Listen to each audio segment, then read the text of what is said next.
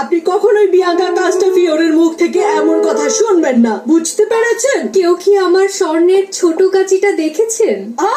ওটা হারিয়ে ফেলেছো তাই না? আমি খুঁজে বের করো, ওটা নিশ্চয়ই পাখা গজিয়ে উড়ে যায়নি তাই না? জি না। ওয়েগনার, আপনি এখন আবার কোথায় যাচ্ছেন? এটা গ্রাম ঘুরে দেখার সময় না, আমার সহকারী হিসেবে আপনার কাছ থেকে নিখুঁত কাজ চাই। যান, আজকে সারাদিন বাদ্যযন্ত্র নিয়ে চর্চা করবেন। আচ্ছা ম্যাডাম। আর কেউ ব্যথা পাবার আগে মিস্ত্রি ডেকে জলদি সিঁড়িটা ঠিক করাবেন, ক্যাপ্টেন হ্যাভক। হ্যাঁ।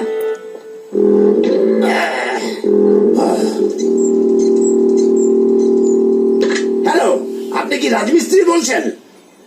Mrs bolt. ও, আপনি মার্লিন স্পাই থেকে বলছেন? তার ওখানে যাওয়ার কথা ছিল। ও, উনি তো এখন বাসায় নেই। আরে আর কোনো কাজ নেই, শুধু তাড়াহুড়ো। হায় হায়, আমার স্বর্ণের ছোট কাঁচিটা কোথাও খুঁজে পাচ্ছি না।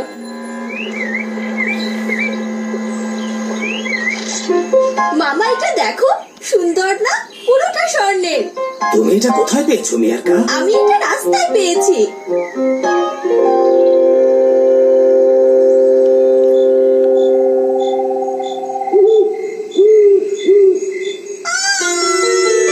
সাহায্য করো, সাহায্য করো। কি হয়েছে? আমার ঘরে কে যেন এসেছিল, আমি পায়ের আওয়াজ পেয়েছি। হায় হায়, আমার গয়না। ভাগ্য ভালো, ওগুলো জায়গা মতো আছে। জানালা ঠিক মতোই লাগানো আছে। আপনি হয়তো স্বপ্ন দেখেছেন। ঘুমিয়ে পড়ুন, ভয় পাবেন না, এত চিন্তার কিছু নেই। চলো একটু ঘুরে দেখিস নই, কোনো চোর এখানে লুকিয়ে থাকতে পারে। চোরকে পেলে হয়তো কাঁচিটাও খুঁজে পাওয়া যাবে। সূর্যটা উদ্বাস্তুদের তাঁবুতে পাচ্ছে।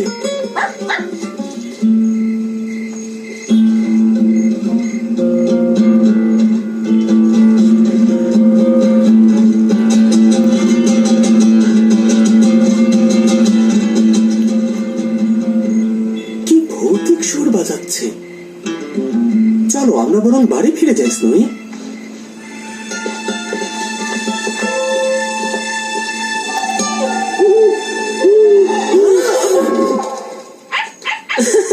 এটা তো পেঁচা। মনে হয় সবকিছু ঠিকই আছে স্নোই, চলো ভেতরে ফিরে যাই।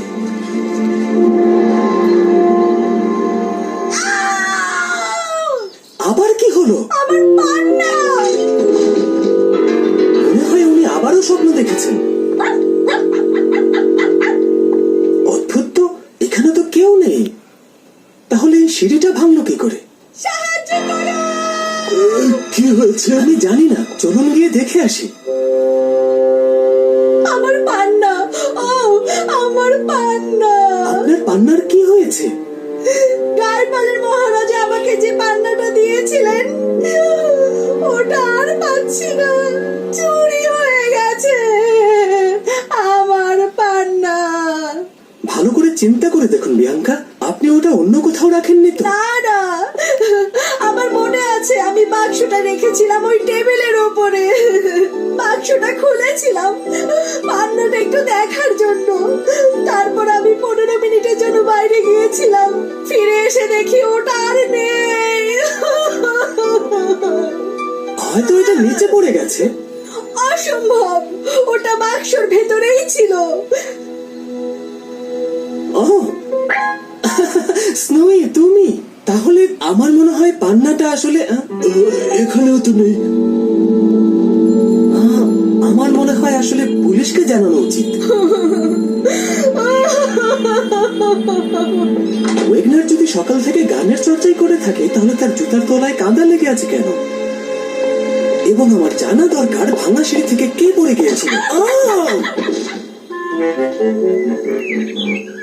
আচ্ছা, যদি বাড়ির ভেতরের কেউ চুরি করে থাকে তাহলে মোট 6 জনকে সন্দেহ করা যায়। Irma, Wegener, Nestor, calculus, Tintin এবং অবশ্যই ক্যাপ্টেন আপনি। আপনি কি বলতে চাচ্ছেন? আচ্ছা দাঁড়ান, আপনাদের 3 জনকে চাইলে বাদ দেওয়া যায়। আপনাকে বাদ দেওয়ার কারণ আপনি হুইল চেয়ারে করে উপরে যেতে পারবেন না। আর টিনটিন আপনার সাথেই ছিল এবং ওয়েগনার সে ম্যারিটাইম গ্যালারিতে সারাদিন পিয়ানো বাজাচ্ছিল। হ্যাঁ, সে সারাদিন একই সুর বারবার করে বাজাচ্ছিল। বাকি আছে ইরমা, নেস্টর এবং অধ্যাপক ক্যালকুলাস। আপনারা নির্ঘাত বোকা হয়ে গেছেন। ওদের কেউ না হলে আর কে? হয়তো এমন কেউ যার কথা আমরা কখনো ভাবিনি বা তাকে চিনি না। হয়তো বা, কিন্তু তার আগে আপনার অনুমতিতে আমরা এই 3 জনকে আলাদাভাবে জিজ্ঞাসাবাদ করতে চাই। এবং ওদেরকে আমরা আপনারা জোর করছেন বলে নেস্টারকে পাঠাচ্ছি, কিন্তু জানি কোনো লাভ হবে না। ঘটনাটা যখন ঘটে তখন আপনি কোথায় ছিলেন? আমি তখন বাগানের রাস্তা পরিষ্কার করছিলাম। হঠাৎ ম্যাডাম কাস্তাফিওরের চিৎকার শুনি।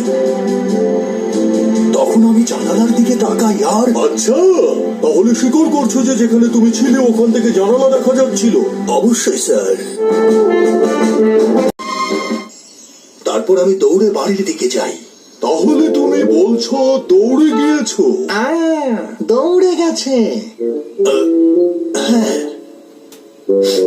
আমি কাপড় সেলাই করছিলাম, এমন সময় ওনার চিৎকার শুনলাম। আমি সাথে সাথে দৌড়ে ওনার কাছে যাই, দেরি করিনি।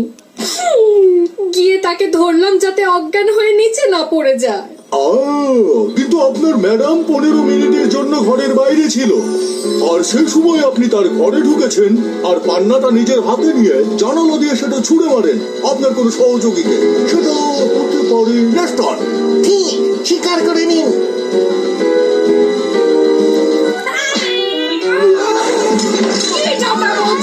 আমি চুরি করতে পারি না, আমাকে দোষ দিচ্ছেন। ইরমা, থামুন, কি হচ্ছে এসব? এই পাগলগুলো বলছে পান্নাটা নাকি আমি চুরি করেছি।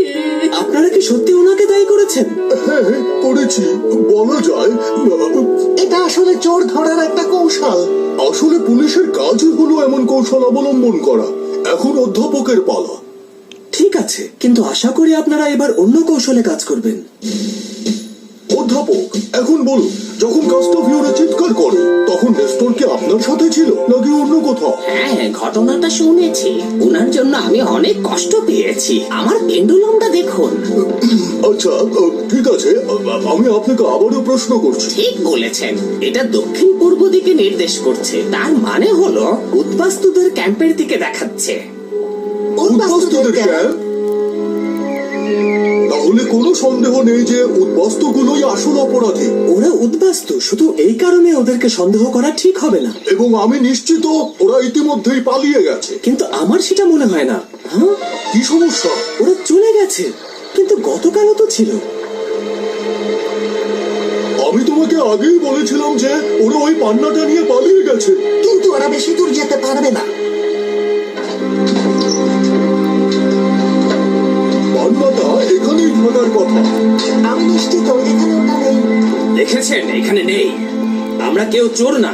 চোর হও বা না হও, তবু আমরা বাকি সব ক্যারাভ্যানে তল্লাশি করতে চাই। ঠিক বলেছো, আমরা এখন সবগুলো ক্যারাভ্যান তল্লাশি করব। একদম ঠিক। না, আপনারা আসতে পারবেন না। আহা, এইবার তোমাকে ধরেছি। এই থামো, এই আমার তুমি ছাড়ো, দাঁড়াও, দাঁড়াও। হাজির জন্তু একটা। আচ্ছা, তাহলে এবার বলো, এই স্বর্ণের কাছিটা কোত্থেকে এখানে এলো? ওটা আমি পেয়েছি, এটা আমার। তাই নাকি? তুমি এটা চুরি করেছো? এটা হলো মিস ইরমার কাছি। আমরা এখানে আসার আগে সে এটা চুরির কথা জানিয়েছিল। আমি ওটা পেয়েছি, ওইদিকে নদীর পাড়ের একটা গাছের নিচে পড়েছিল। অফিসার, এটা একটা চুরি হওয়া জিনিস। পান্নাটাও আশেপাশেই কোথাও আছে এবং এরাই হলো গিয়ে সেই দোষী।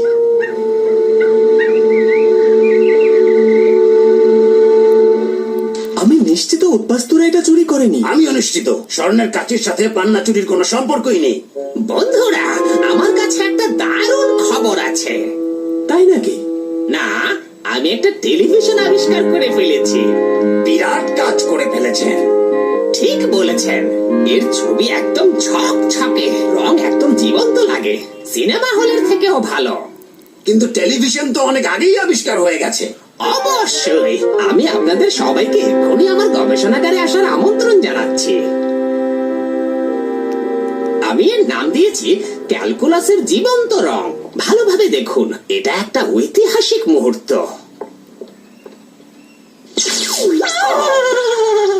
আজকের খবর, পুলিশ জানিয়েছে যে ঐতিহাসিক মার্লিন স্পাইক হল থেকে একটি মূল্যবান গয়না চুরি হয়েছে। কি যে বিপদ, ওরাও এটা জেনে গেছে। আমাকে নিয়ে কথা বলছে। ছবিটা মনে হয় পরিষ্কার দেখা যাচ্ছে না। এবার কি ঠিক আছে? শব্দটা ঠিক করো। ঠিক আছে, তাই না? এবার আরো ভালো হবে। না, বিরক্তিকর শব্দ। বিখ্যাত শিল্পী গাস্টাভ ফিওরে এখন মার্লিন স্পাইক হলে অতিথি হিসেবে আছেন। এটা আমি হতে পারি না? কি ভয়ঙ্কর দেখতে! তার কাছে কিছু অসাধারণ গয়না ছিল, যার মধ্যে সবচেয়ে মূল্যবান হলো একটি পান্না। এখন সেটা আর পাওয়া যাচ্ছে না। ধারণা করা হচ্ছে যে ওটা চুরি হয়ে গেছে। চলুন শুনে আসি গোয়েন্দারা এই চুরির বিষয়ে সাংবাদিকদের কি বলেছে। নিঃসন্দেহে অপরাধীরা হলো সেই উদ্বাস্তু যারা হলের সামনে ক্যাম্প করেছিল। ওদের ক্যারাভ্যানে তল্লাশি করে আমরা শুধু চুরি হয়ে যাওয়া একটা কাঁচিই পাইনি। একটা প্রশিক্ষণপ্রাপ্ত বানরও পেয়েছি। এই চুরিটা করা সম্ভব শুধুমাত্র একটা ছোট এবং প্রশিক্ষণপ্রাপ্ত প্রাণীর দ্বারা, যে ওই বাড়ির দেয়াল বেয়ে উপরে উঠতে পারে। আমরা বানরটাকে জিজ্ঞাসাবাদের জন্য নিয়ে এসেছি। কিন্তু সে কোনো কথাই বলছে না। এ নিয়ে আরো জানতে আমাদের সাথেই থাকুন। চলে যাচ্ছে পরের সংবাদে। যথেষ্ট হয়েছে। অনেক হয়েছে প্রফেসর, এবার থামান।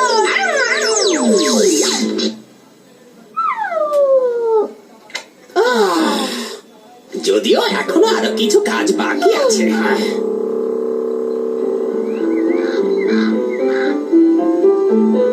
স্নোই, আমার এখনো বিশ্বাস হচ্ছে না যে উদ্বাস্তুরাই অপরাধী। কিন্তু ওরা চুরি না করে থাকলে কে করলো?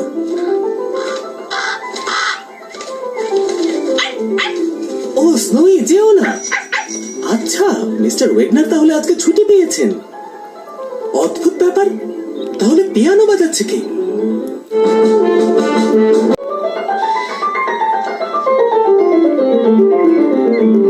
এ কি? Tape recorder! আপনাকে এটার উত্তর দিতেই হবে মিস্টার ওয়েগনার। বাহ, বইটা একদম আগের জায়গাতেই পড়েছে। স্নোই, কোথাও লুকিয়ে পড়ো।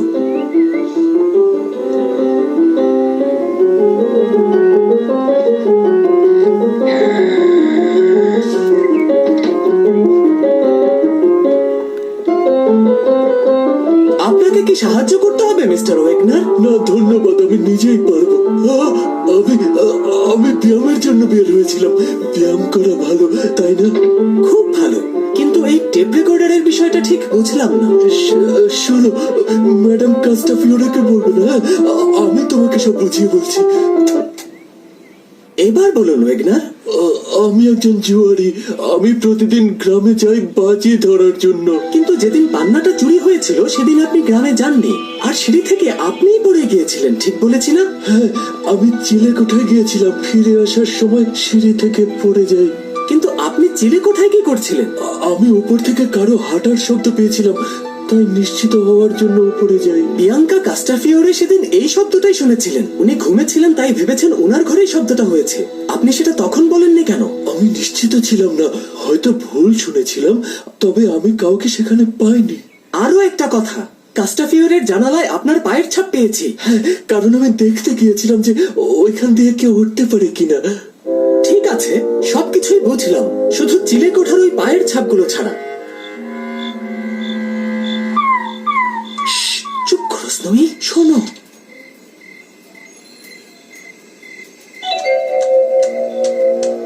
ওই পেঁচাটা।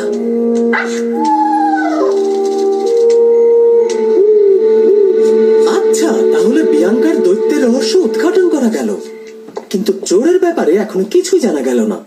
ক্যাপ্টেন, আপনি দাঁড়াতে পারছেন? হ্যাঁ, ডাক্তার চলে গিয়েছে। সে এইমাত্র আমার ব্যান্ডেজ খুলে দিয়েছে। প্রফেসর, প্রফেসর সরে দাঁড়ান। আবার দেখা হবে ডাক্তার।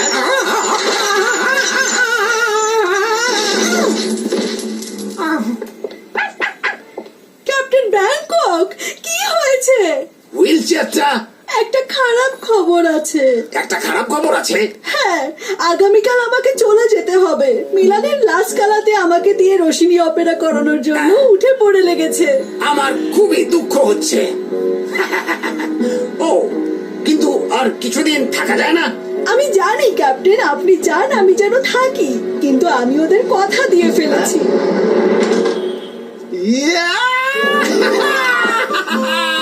ও, আমি খুব খুশি, অনেক মজা।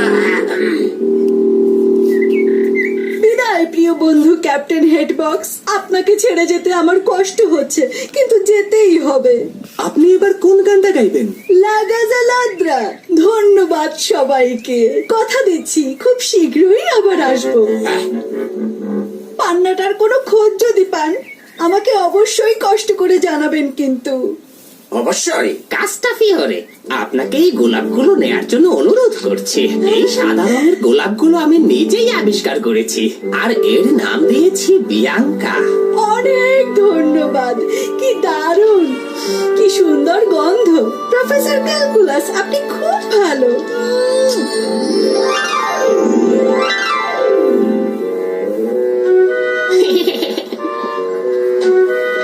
আবার দেখা হবে।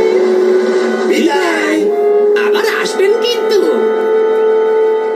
একটু দাঁড়ান, গানটা হলো লা গাজা লাড্রা। বুঝতে পেরেছি। কি বলছো এসব?